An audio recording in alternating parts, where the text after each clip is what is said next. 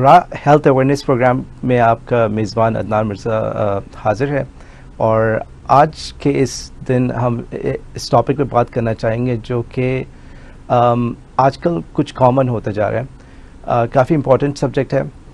उसको आपने सुना होगा, इंसोम्निया और स्लीप एपनिया से भी रेफ़र किया जाता है। इस टॉपिक पे बात करने के लिए हमारे साथ स्टूडियो में मौजूद हैं डॉक्टर मोहम्मद आरिफ नियाज़ साहब। एक और चीज़ होती है कि जब कभी इंसान अपनी ज़बान पे भी चोक कर जाता है, वो भी इसी का हिस्सा आती है या? देखिए, वो जो ज़बान को आप चोक करने की बात कर रहे हैं, ये इसको पैरासोम्निया में आ जाता है। अच्छा, पैरासोम्निया कहते हैं कि नींद के साथ साथ क्या क्या और चीज़ें होती हैं। ओके, ठीक है ना। जैसे मैंने आपको कहा कि हमारे पास दो टाइप की स्लीप है, एक नॉन रैपिड आई मूवमेंट और rapid eye movement. Parasomnia rapid eye movement के अलग होते हैं, नॉन रैपिड आई मूवमेंट के अलग होते हैं। नॉन रैपिड आई मूवमेंट के जैसे लोग कहते हैं स्लीप वॉकिंग है, जी, ठीक है ना, स्लीप पैरालिसिस है, हेलुसिनेशन है, हेड बैगिंग है, ठीक है ना, टंग बाइटिंग है, सीजर एक है।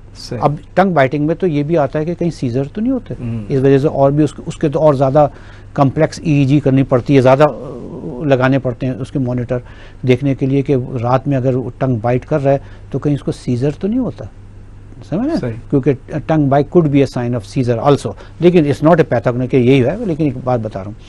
तो इसके अलावा से लोग उसमें अंदर पैनिक अटैक में उठ जाते हैं, हेलुसिनेशन में उठ जाते हैं, स्लीप वॉकिंग हो जाती है। तो लेकिन जो पैरासोम्निया उसके होते हैं रैपिड आई मूवमेंट के, वो बड़े ख़तरनाक होते हैं।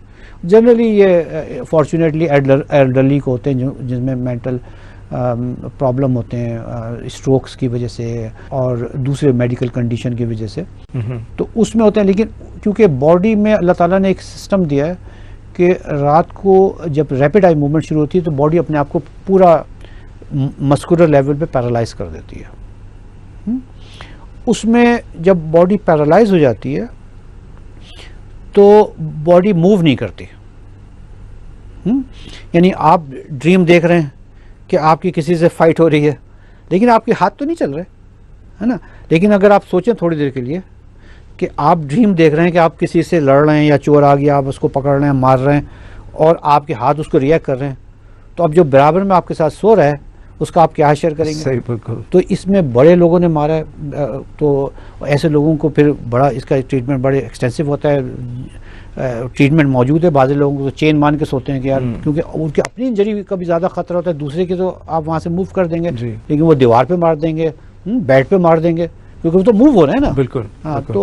तो वो जो आप बात कर रहे हैं वो हर पैरासोम्निया का अलग एक ट्रीटमेंट है, अलग है। सबसे इंपॉर्टेंट चीज़ तो है कि पेशेंट को बता दें कि भाई ये तुम्हें ये पैरासोम्निया हो रहा है। बहुत सारे पैरासोम्निया ट्रीटमेंट नहीं भी, लेकिन अगर पेशेंट को पता चल जाता है कि वो ऐसी चीज़ नहीं है, जैसे बहुत से लोग साउंड निकालते हैं अजीब गरीब के, अगर उनको बता दें कोई तुम्हें डर नहीं, कोई जिन भूत नहीं आया, तो वो वैसे ही काम डाउन हो जाता है। ये एक बहुत बड़ा फैक्टर है यहाँ पर। जी, वही स्लीप वॉकिंग में भी लोग समझते कि जिन आ गया या मारने में भी जिन आ गया। जी। तो इसलिए बेहतर ये होता है कि पहले उसको प्रॉपर डायग्नोस करके ये बता दो कि तुम्हारे पास ऐसी कोई चीज़ नहीं है, ताकि उसको ये पता चल जाए कि मुझे कोई हार्म नहीं है, कोई ऐसी चीज़ नहीं है। जी। तो ये तो मिस डायग्नोसिस तो यहाँ पर, ये तो खैर अनडायग्नोसिस भी है, लेकिन मिस डायग्नोस भी बहुत ज़्यादा होता है।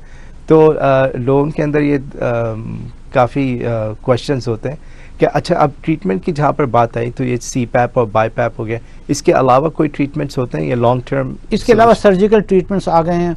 सर्जिकल ट्रीटमेंट अमेरिका में अब बढ़ते जा रहे हैं, लेकिन उनके भी अपने साइड इफ़ेक्ट्स हैं। जैसे एक ट्रीटमेंट होती है उसमें टंग को स्टिमुलेट करके कर देते हैं, लेकिन उसके भी साइड इफेक्ट हैं। लोग कहते हैं कि जब हम सोते हैं तो ऐसा लगता है टंग हमारी किसी ने पकड़ी हुई है। अच्छा। फिर ये डेंटल अप्लायंसेस आ गए हैं। जी। पर्टिकुलरली जो माइल्ड टू मॉडरेट लेवल के होते हैं, स्लीप एपनिया को डिफाइन इस तरह करते हैं, एपनिया हाइपोप्निया इंडेक्स। अच्छा। उस एपनिया में 5 से ज़्यादा है, 15 से ज़्यादा है, 30 से ज़्यादा है, तो इस तरह से सीवियरिटी निकल आती है। सही। ठीक है ना। तो जो अर्ली स्टेज के हैं, जैसे 15 है, 10 है, तो उसको आपको टंग के ऐसे डिवाइसेस आते हैं जो आपको लगा देते हैं, जो टंग को होल्ड कर लेते हैं, हार्नेस कर लेते हैं बेसिकली, एक तरह से हार्नेस कर लेते हैं। तो वो ऐसे लगा के वहाँ पे तो डेंटिस्ट बना देते हैं, लगा देते हैं। बहुत से लोग उससे बेनिफिट ले लेते हैं, कर लेते हैं। और कुछ होता है कि अगर नॉस्ट्रल्स के ऊपर कुछ पैड्स वगैरह, ये सब चीजें हैं आ गई हैं, लेकिन कोई इनकी कंक्लूसिव स्टडी ऐसी नहीं है कि इसको आप उसको रिप्लेस कर दें। अर्ली स्टेज के देखिए, अगर सारी स्नोरिंग तो एपनिया नहीं होती ना, कुछ स्नोरिंग माइल्ड स्नोरिंग होती है, उसके अंदर आपने लगा दिया। लेकिन अगर स्नोरिंग एपनिया की वजह से है तो ये सब ना करें। अच्छा, क्योंकि फिर आप उसका इलाज करें, क्योंकि आप अपने बॉडी को एक स्ट्रेस दे रहे हैं जी। जब भी आपको हो रहा है, वो आपको सिंपैथिक स्टिमुलेशन में जा रहा है, वो आपको और मजीद वेट रिड्यूस करता है। वेट रिडक्शन में बड़ी हेल्प मिलती है। जो लोग वेट रिड्यूस करना चाहते हैं वो सो नहीं कर रहे हैं, तो जितनी भी डाइटिंग कर लें उनका वेट रिड्यूस नहीं होगा। इसलिए कि वो सारी रात तो अपने आप को कॉर्टिसोल को रिलीज करे जा रहे हैं। ऐसा है ना, मैं आपको प्रेडनिसोन की गोलियां दूं और साथ में कहूँ कि तुम वेट रिड्यूस करो, क्या यार कैसे होगा, मेरी शुगर प्रेडनिसोन से इतनी बड़ी हुई है, समझे? तो ये आपको बड़ा इंपॉर्टेंट चीज है कि आप एपनिया का ट्रीटमेंट सही करें। सही।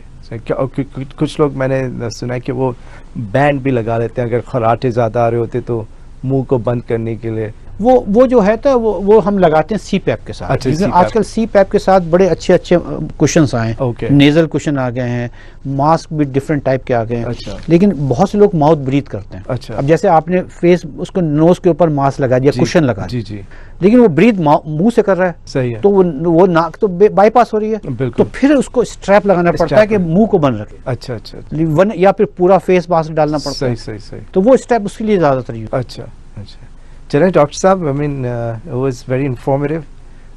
इंशाल्लाह आई होप कि हमारी ऑडियंस ने इस लेक्चर से या इस इंटरव्यू से सीखा होगा, और इस जिनको ये चीज़ें हो रही हैं वो एटलीस्ट उसके लिए कोई रेमेडियल मेजर्स ले सकें।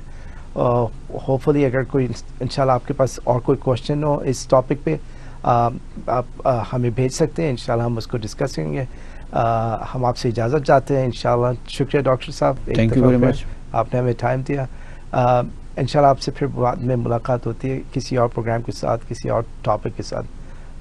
अपने मेज़बान अदनान मिर्ज़ा को इजाज़त दीजिए। अल्लाह।